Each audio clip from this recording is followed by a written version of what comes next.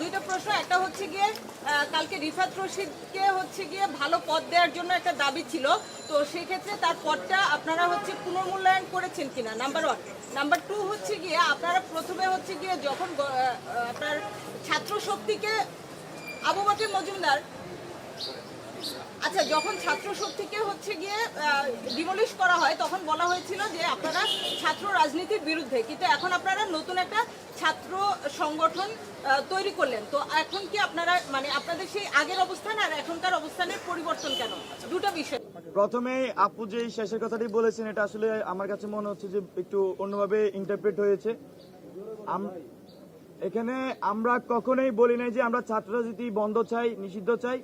আমরা বলেছি খুবই ক্লিয়ার, আমরা লেজুর ভিত্তিক ছাত্র রাজনীতি নিষিদ্ধ চাই এবং বন্ধ চাই। আমরা আমাদের সংগঠন আমরা লেজুর ভিত্তিক ছাত্র রাজনীতি আমরা প্র্যাকটিস করবো না। লেজুর ভিত্তিক ছাত্র রাজনীতি বন্ধ চাওয়া আর ছাত্র রাজনীতি নিষিদ্ধ চাওয়া দুইটা কিন্তু এক না। আমার কাছে মনে হয় বিষয়টি ক্লিয়ার। আর 9 দফা 7ম দফা ছিল যে আমরা লেজুর ভিত্তিক ছাত্র রাজনীতি আসলে নিষিদ্ধ চাই। তো এখানে আমরা কোনো লেজুর ভিত্তিক করছি না, আমরা করবো না, এটাই আমাদের অঙ্গীকার। আমরা আগামীর বাংলাদেশে আমরা যারা লেজুর ভিত্তিক করছে তাদের রাজনীতি আমরা চাই না। আমরা চাই এমন রাজনীতি যেটা স্টুডেন্ট সেন্ট্রিক হবে, যেটা বাংলাদেশ সেন্ট্রিক হবে। আর গতকাল বেসরকারি বিশ্ববিদ্যালয়ের বিভাগ সুযোগ যে বিষয়টা এটা তো আমরা দিই না।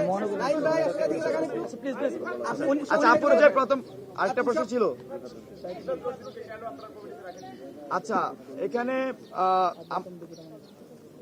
আমাদের যেহেতু আমাদের যে কেন্দ্রীয় আহ্বায়ক কমিটি, সেই কেন্দ্রীয় আহ্বায়ক কমিটিতে আপনারা দেখেছেন গতকালকে রিফাত রশিদের নাম ঘোষণা করা হয়েছিল, কিন্তু পরবর্তীতে তিনি তার ব্যক্তিগত কারণ দেখিয়ে তিনি এই পদ থেকে অব্যাহতি নিয়েছেন। তিনি ঠিক আছে, এই জন্য আজকে আমরা ওনাকে রাখা হয়নি। আমরা যেহেতু আবার বলছি সবকিছু, আমরা সেখানে হ্যাঁ আমাদের কাছে লিখিতভাবে তিনি তার পদে জমা দিয়েছেন।